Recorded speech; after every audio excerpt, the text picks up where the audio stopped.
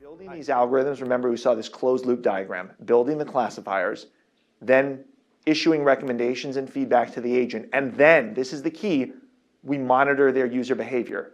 We A/B test the recommendations. In some cases we say apologize, in some cases we say, you know what, you should offer a voucher or give them something for free. And not only that, but the agent is the mediator here. We don't have direct interaction with the customer.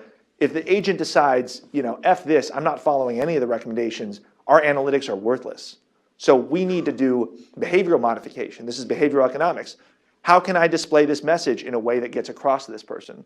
Is it where I position it? Is it adding colors? Do some people respond better to, hey, I think you should do this, as opposed to, hey, this conversation is going really poorly, try this, right? So we're constantly A/B testing all of these things because that agent is, we need to understand that agent as well as the customer, if not better than the customer.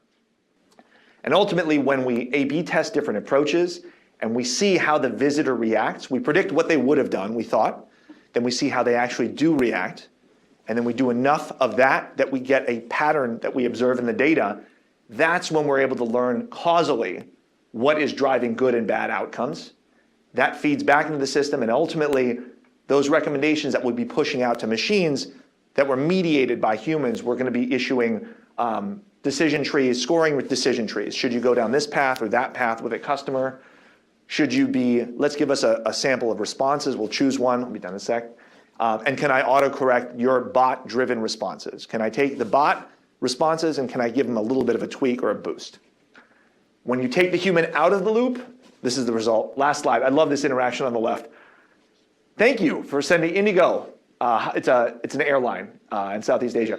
Thank you for sending my baggage to Hyderabad and flying me to Calcutta at the same time. Brilliant service. What does the bot say? Glad to hear it. Keep flying. Response, are you serious? Like, it's a bad interaction, right? When you let the bot loose, and eventually we'll get to the point where it can pick up on those sort of sarcastic comments.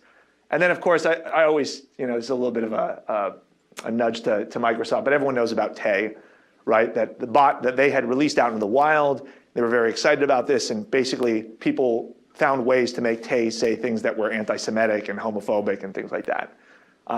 This is what we want to be careful of. Obviously, these are cautionary tales. We want to avoid that. And the way you do that is by having the machines and human beings work together, teaching humans how to interact better, having the machines close the loop and teach the machines how to interact better, and then ultimately we can build a truly bot-enabled world.